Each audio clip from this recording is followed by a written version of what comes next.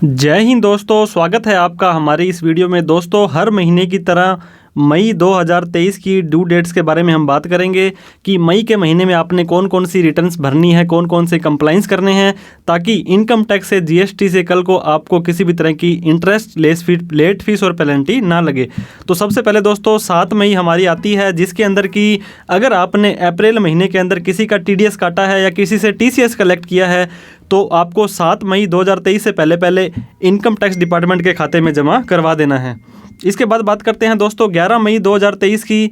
अगर आप जीएसटी के अंदर रजिस्टर्ड हैं और जीएसटी के अंदर दोस्तों आप मंथली रिटर्न्स भरते हैं, हर महीने आपकी 3B और 1 जाती है, तो GSTR 1 जो दोस्तों होती है, सेल की रिटर्न होती है, वो आपको 11 मई 2023 से पहले भर देनी है। अप्रैल मंथ के अंदर जो भी आपने सेल की, आपको पता होगा अगर इसको 11 मई तक आप नहीं भरते हैं तो दोस्तों सामने वाले व्यक्ति को जो माल खरीदा है आपसे उसको इनपुट नहीं मिलेगा, उसको नेक्स्ट मंथ में मिलेगा।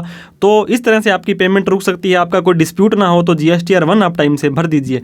इसके बाद में दोस्तों 13 मई, 11 मई को तो थी मंथली वाली। अगर आप क्वार्टरली रिटर्न्स के अंदर हैं दोस्तों, QRMP बोलते हैं इसे, क्वार्टरली रिटर्न मंथली पेमेंट, अगर आप इस स्कीम के अंदर हैं तो आपकी GSTR 1 3 महीने के बाद जाएगी।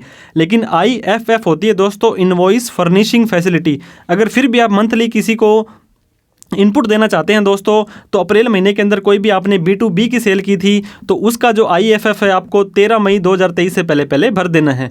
अब बात करते हैं दोस्तों 15 मई की। आपको TCS की रिटर्न भरनी है। आपको पता होगा जनवरी, फरवरी, मार्च के अंदर आपने किसी भी व्यक्ति का कोई TCS काटा था तो फॉर्म 27EQ जाता है आपका उस क्वार्टर का, जनवरी, फरवरी, मार्च का, वो 15 मई 2023 से पहले आपको भर देना है। अब हम फिर से 15 मई की बात करते हैं दोस्तों। प्रोविडेंट फंड, अगर आपकी संस्था PF के अंदर रजिस्टर्ड है, ESIC दोस्तों, एम्प्लॉई स्टेट इंश्योरेंस कमीशन के अंदर रजिस्टर्ड है, तो आपको PF और ESI आपके कर्मचारियों का काटना होता है। अप्रैल महीने के अंदर जो भी आपने PF या ESI काटा था वो आपको 15 मई 2023 तक जमा करवा देना है। इसके बाद बात करते हैं दोस्तों 20 मई की। GST की 2 रिटर्नें बेसिकली हमें जाती है, GSTR 1 और GSTR 3B। GSTR 3B के अंदर दोस्तों आपकी सेल पे कितना टैक्स बनता है और परचेज पर कितना टैक्स आपने दे दिया है, यानी कि इनपुट, इस तरह की जाती है। अगर आप मंथली स्कीम के अंदर हैं दोस्तों, हर महीने आपकी रिटर्न जाती है, तो 20 मई 2023 से पहले अप्रैल 2023 की GSTR 3B आपको भर देनी है। इसके बाद बात करते हैं दोस्तों 25 मई की। जैसे हमने फिर से बताया था कि अगर आप QRMP में हैं, quarterly return monthly payment scheme के अंदर हैं दोस्तों, तो आपको जो टैक्स, आपको जो इंटरेस्ट, जो आपको GSTR 3B और 1 भरनी है वो 3 महीने बाद भरनी है।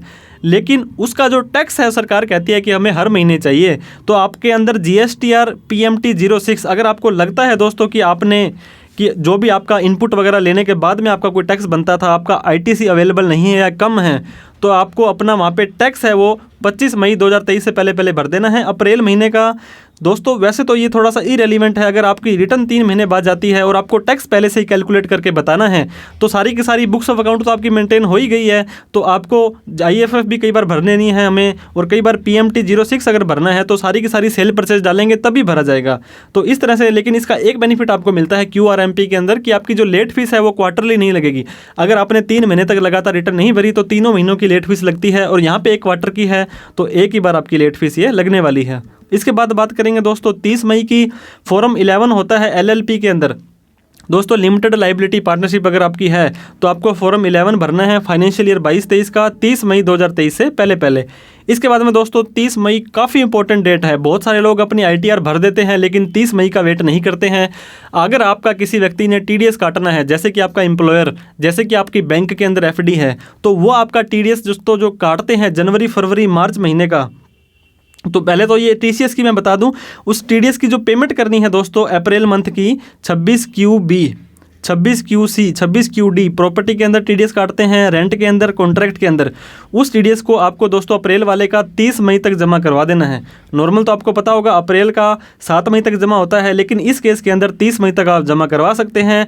इसके साथ में दोस्तों 30 मई को आपको TCS सर्टिफिकेट भी जारी करना पड़ेगा अगर आपने किसी का TCS कलेक्ट किया है। जैसे कि दोस्तों आपने कोई व्हीकल खरीदा है, 10 लाख से ऊपर की गाड़ी खरीदी है, अगर आप कोई वाइन का काम करते हैं, अगर आप कोई लकड़ी का टिम्बर का काम करते हैं दोस्तों, तो आपका TCS कलेक्ट होता है। जनवरी, फरवरी, मार्च महीने की TCS की रिटर्न दोस्तों 15 मई तक जाती है और उसका TCS सर्टिफिकेट आपको 30 मई तक जारी कर देना होता है फाइनेंशियल ईयर का। इसके बाद में दोस्तों 31 मई जो मैं आपको बता रहा था, काफ़ी इंपॉर्टेंट डेट है। TDS रिटर्न जो है जनवरी, फरवरी, मार्च की दिसंबर तक का टीडीएस तो आपका अपडेट हो जाता है। अब आईटीआर भी शुरू हो चुकी है दोस्तों। आप जल्दबाजी में आईटीआर ना भरें, क्योंकि अगर कोई व्यक्ति 31 मई को अपना टीडीएस की लास्ट रिटर्न भरता है तो जून के अंदर आपका वो टीडीएस शो होगा या 1 नंबर की इनकम शो होगी, क्योंकि उसने फॉर्म 26Q और 27Q जो था वो 31 मई तक भर सकता है। तो जून और जुलाई 2 ही महीने आपके पास रह जाते हैं। मैं आपको दोस्तों फिर से बता दूं, आप अपना फॉर्म 26AS देख लें, AIS देख लें और TIS देख लें, उसके बाद ही आप अपनी इनकम टैक्स की रिटर्न भरें। फाइनेंशियल ईयर 22-23 की इनकम टैक्स की जो लास्ट तारीख है 31 जुलाई है। आप 31 मई तक वेट कर लें अगर आपकी कोई ऑन रिकॉर्ड इनकम आनी होती है, और जून और जुलाई 2 महीने आपके पास होते हैं, तब आप अपनी रिटर्न भर सकते हैं।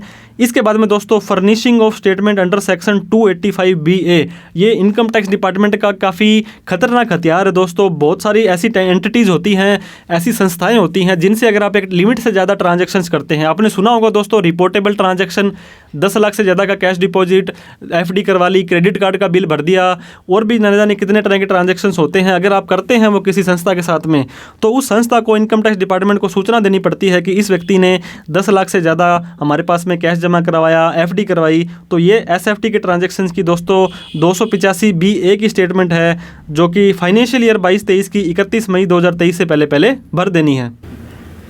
इसके बाद में जो महीने की लास्ट तारीख दोस्तों 31 मई है। अगर आप कोई NGO हैं, सेक्शन 8 की कंपनी है, ट्रस्ट हैं, सोसाइटी हैं और इनकम टैक्स की सेक्शन 80G के अंदर रजिस्टर्ड हैं दोस्तों, तो जो भी व्यक्ति दोस्तों आपको डोनेशन देता है, आपको पता होगा अगर 2000 से ज़्यादा की डोनेशन देते हो तो आप कैश में नहीं दे सकते हैं, अदरवाइज़ आपको डोनेशन की छूट नहीं मिलेगी। अगर आप दोस्तों 50% के अंदर मोस्ट ऑफ द केसेस में आते हैं, आपको कोई भी व्यक्ति डोनेशन देता है तो उसका 50% आप छूट ले सकते हैं, सब्जेक्ट टू 10% ऑफ आपकी एडजस्टेड टोटल इनकम। अगर आपने किसी को 1 लाख रुपये का चंदा दिया तो 50,000 रुपये की इनकम आपकी कम हो जाएगी। तो ऐसा केस है दोस्तों। अगर आप ऐसी संस्था हैं जो आप किसी को चंदा लेते हैं और इनकम टैक्स की छूट देते हैं, तो जो भी डोनेशन नहीं दोस्तों आपने पूरे फाइनेंशियल ईयर के अंदर, उसका फॉर्म 10BD भरना पड़ता है आपको, जो कि फाइनेंशियल ईयर 22-23 का 31 मई 2023 से पहले भरना है, ताकि इनकम टैक्स डिपार्टमेंट को सूचना लग जाए, पता लग जाए कि किस व्यक्ति ने कितना डोनेशन दिया है, कितनी छूट देनी है। 31 मई के बाद में भरते हैं तो अगले दिन से दोस्तों 200 रुपये पर डे की आपको यहाँ पे लेट फीस देनी पड़ सकती है। आशा करता हूँ वीडियो अच्छी लगी होगी तो जरूर लाइक करें। अभी तक हमें सब्सक्राइब नहीं किया तो प्लीज़ सब्सक्राइब कर लें, इसका कोई पैसा नहीं लगता है और हमारा हौसला बढ़ जाता है। इस वीडियो को उन सभी व्यक्तियों में शेयर करें जिन्हें पता नहीं था कि मई के महीने में क्या क्या रिटर्न्स आपको भरनी है। कोई डाउट क्वेरी कमेंट हो दोस्तों तो आप इसमें कमेंट कर सकते हैं, हमसे पूछ सकते हैं, हमें मेल कर सकते हैं, सोशल मीडिया हैंडल पे हमें कॉन्टैक्ट कर सकते हैं। वीडियो देखने के लिए आपका बहुत बहुत धन्यवाद। थैंक यू सो मच दोस्तों। जय हिंद, जय भारत।